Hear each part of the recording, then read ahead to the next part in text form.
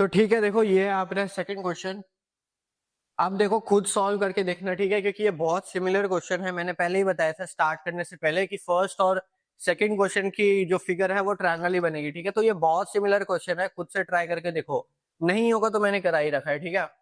Change order of this, ठीक है, पहले देखते हैं ऑर्डर सही है, 1 और x और ये dy है, यानी कि यहाँ पे x है यहाँ पे y है, यानी कि ऑर्डर तो ऑलरेडी सही दे रखा है। तो ऑर्डर जब ऑलरेडी सही दे रखा है तो उसी को हम i के इक्वल लिख देंगे, ठीक है। 0 1 x1 x upon x square plus y square dy dx, ठीक है। अब इक्वेशंस लिखो इससे। स्टेप 2 क्या था, राइट इक्वेशंस फ्रॉम i, ठीक है। तो dy अंदर है, यानी कि अंदर वाली लिमिट्स ही y की लिमिट्स मानी जाएगी, यानी कि y is equals to 1, y is equals to x, और dx बाहर है तो बाहर वाली लिमिट्स ही x की लिमिट्स मानी जाएगी। तो x इज इक्वल्स टू 1 और x इज इक्वल्स टू 0। ये भी हम प्लॉट कर सकते हैं, ये भी हम प्लॉट कर सकते हैं, ये भी प्लॉट कर सकते हैं। इसे नंबर दे दो 1 2 3। अब ये जो है इसे हम प्लॉट नहीं कर सकते, तो हम इसके पॉइंट्स निकालेंगे। कैसे निकालेंगे, टेबल से निकालेंगे। एक्स वाई, एक बार 0 पुट कर दो तो x 0 y 0 आ जाएगा, 1 पुट कर दो तो 1 आ जाएगा y भी, ठीक है।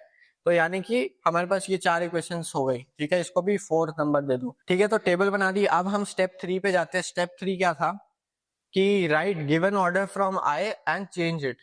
तो गिवन ऑर्डर क्या है,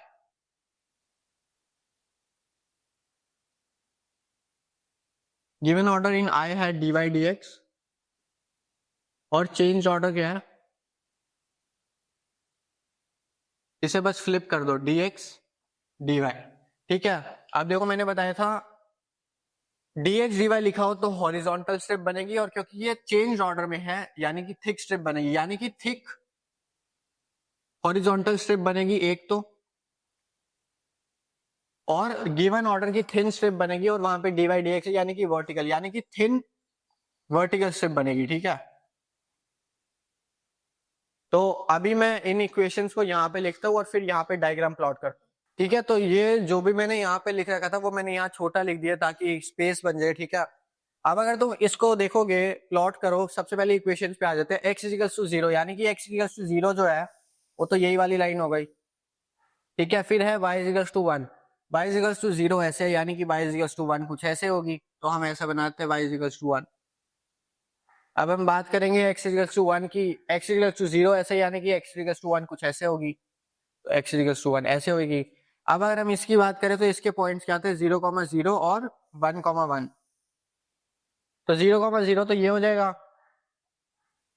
और 1,1। अब देखो 1,1 यहाँ पे भी आ सकता है, ठीक है।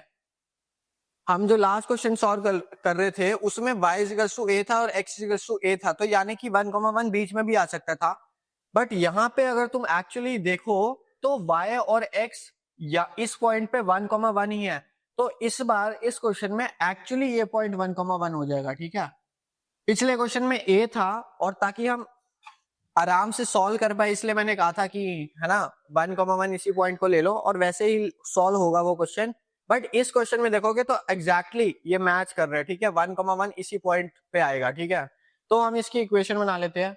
ये क्या हो जाएगी, y is equal to x, ठीक है। एक ये लाइन हो गई, उसके बाद एक ये वाली लाइन हो गई, उसके बाद एक ये वाली लाइन हो गई, है ना, ये 3 लाइन हो गई। उसके बाद कौन सी लाइन बनाई हमने, ये वाली लाइन बनाई। तो अब तुम देखोगे ये वाला रीजन नहीं बाउंड हो रहा है, ये वाला बाउंड हो रहा है, तो यानी कि जो अपना रीजन होगा वो ये वाला अपर ट्रायंगल हो जाएगा, ठीक है।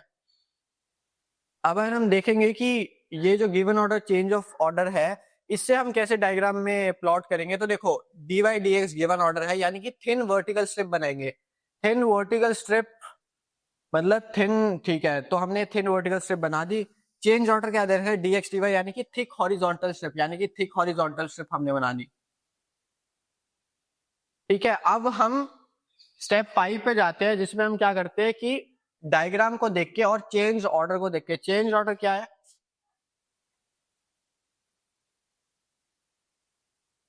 चेंज ऑर्डर जो है वो dx dy है, ठीक है। इन दोनों चीज को देख के अब हम नई लिमिट्स लिखते हैं। तो देखो वही मैंने जो बताया था वैसे ही अप्लाई करो, वैसे ही सोचो कि कैसे लिमिट्स हम लिखेंगे। जो थिक स्ट्रिप है उसका बेस किस पे लैंड कर रहा है, वाई एक्सिस पे, जब थिक स्ट्रिप का जो बेस है y एक्सिस पे लैंड कर रहा है तो y की लिमिट्स कांस्टेंट होगी, ठीक है।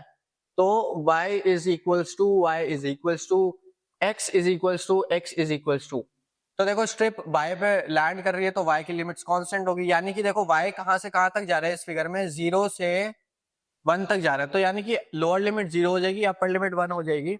अब हम बात करें x की, ठीक है, तो x कांस्टेंट नहीं होगा, x को हमें इस फंक्शन को देख के लिमिट्स लिखनी पड़ेगी। तो x देखोगे कहां से कहां तक जा रहा है, तो स्टार्ट तो 0 से हो रहा है, बट यहाँ पे अब तुम 1 नहीं लिखोगे कि 1 तक जा रहा है, तुम इस इक्वेशन के अकॉर्डिंग लिखोगे कि जो लोअर लिमिट है वो तो 0 है, पर जो इंक्रीज हो रहा है ना x, वो इस इक्वेशन के अकॉर्डिंग इंक्रीज हो रहा है, यानी कि अपर लिमिट अब x is equal to y हो जाएगी, ठीक है। आई होप तुम ये समझ गए। अब हम क्वेश्चन को लिखते हैं, ठीक है, चेंज फाइनल जो आंसर है वो लिखते हैं, x1 0, अच्छा लिमिट्स तो हम नहीं लिखेंगे, ठीक है, हम ये जो लिमिट्स निकालेंगे यही तो लिखेंगे ना, बट देखो यहाँ पे चेंज ऑर्डर के अकॉर्डिंग लिखेंगे, ठीक है, तो dx dy ही आएगा। क्वेश्चन में किस तरीके से भी गिवन हो, क्वेश्चन में पहले से ही ऑर्डर सही हो या क्वेश्चन में गलत ऑर्डर हो, हम फाइनल जो आंसर लिखेंगे वो चेंज्ड ऑर्डर के अकॉर्डिंग लिखेंगे, ठीक है। तो सेम कॉपी कर दो dx dy, और जो फंक्शन गिवन है वो सेम टू सेम लिख दो, x square plus y square, और जो लिमिट्स आप देखो dx अंदर है, यानी कि अंदर वाली लिमिट्स ही x की लिमिट्स होंगी, x की लिमिट्स क्या है 0 और y, dy जो है वो बाहर है, यानी कि बाहर की लिमिट्स ही y की लिमिट्स मानी जाएगी, और y की लिमिट्स क्या है 0 और 1, ठीक है। अब ये क्वेश्चन आ गया, इसको ये देखो ये वाला पार्ट सॉल्व हो गया, चेंज ऑर्डर ऑफ दिस। अब हमें इसे इवेल्युएट करना है, जो कि अब मैं सॉल्व करके दिखाता हूँ। अब देखो इसे सॉल्व करने के लिए अगेन ये फॉर्मूला हमें याद करना होगा, ठीक है।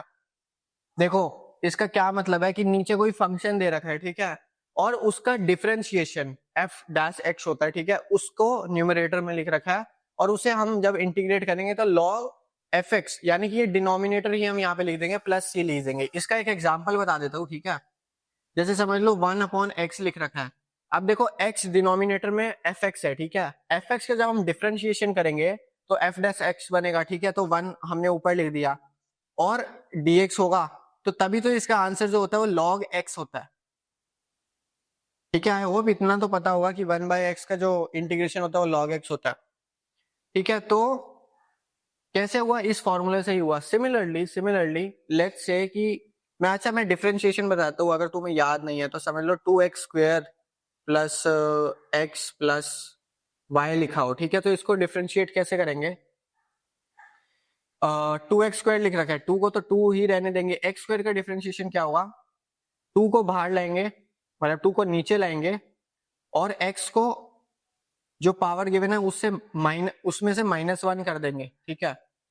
उसके बाद प्लस x की पावर 1 है, 1 को आगे लाएंगे और x की पावर 1 में से 1 माइनस करेंगे तो x की पावर 0 हो जाएगा, यानी कि बस 1 लिख दिया। और ये y तो है वो कांस्टेंट है, जब हम x के रिस्पेक्ट में डिफरेंशिएट कर रहे हैं तो y कांस्टेंट की तरह ट्रीट होगा, तो ये अपना 0 आ गया, तो यानी कि इसका क्या आंसर हो गया, 4x हो गया।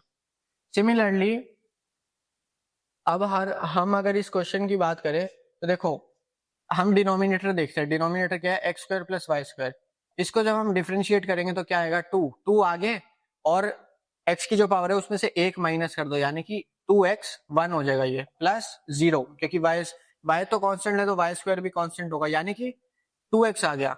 बट देखो हमारा न्यूमरेटर में तो x है, तो हम क्या करेंगे ताकि हम ये वाली फॉर्म बना पाए, ठीक है, ये मैं बता रहा हूँ सोचना कैसे, ठीक है, मैंने ऐसे ही 2 वगैरह ये नहीं ले लिया, क्योंकि यहाँ पे 2 आया तो हम क्या करेंगे, हम मल्टीप्लाई डिवाइड कर देंगे 2 से, ताकि हम ये वाली फॉर्म बना सके और वो वाला फॉर्मूला लगा सके, ठीक है। तो हम क्या करेंगे, multiply and divide by 2, 0y 1/2 divide कर दिया और ऊपर लिख दिया 2x x square plus y square dx dy, ठीक है। तो देखो अब तुम देखोगे ये इसी फॉर्म का बन गया, ठीक है, x square plus y square, देखो x यहाँ पे dx लिख रखा है, यानी कि हम इंटीग्रेट x के रिस्पेक्ट में ही कर रहे हैं। तो अगर तुम देखोगे, ठीक है, x square plus y square, ये अगर हम fx मान ले तो इसका डिफरेंशिएशन 2x होता है और वो न्यूमरेटर में है भी, यानी कि अब हम ये वाला फॉर्मूला अप्लाई कर सकते हैं। तो 1/2 को बाहर ले लो, ठीक है, कांस्टेंट ही है, जो भी कांस्टेंट है वो हम लिमिट्स के बाहर ले सकते हैं, ठीक है। तो 1/2 को मैंने बस बाहर ले लिया, इसको जब हम अप्लाई करेंगे तो क्या होगा,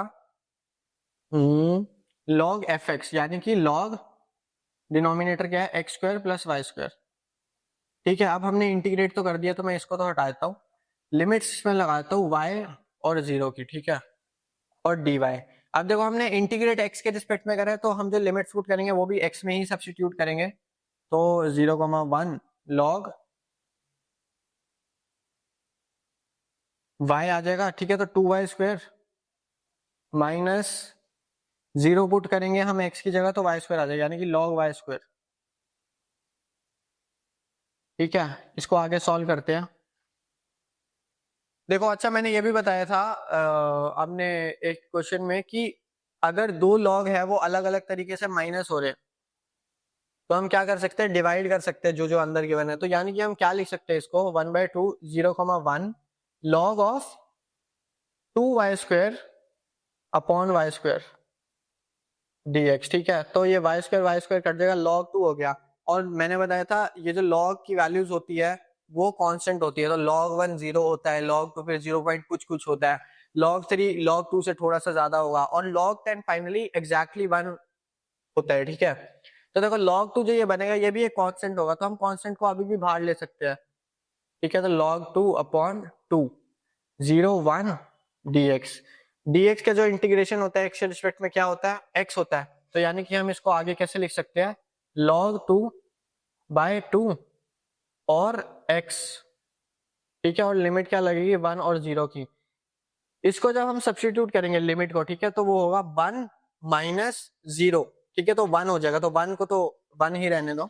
ठीक है, 1 को लिखने की जरूरत नहीं, तो log 2/2 ये हमारा आंसर हो गया। ठीक है, तो ये हमारा सेकंड क्वेश्चन भी सॉल्व हो चुका है। ठीक है, I hope this is clear.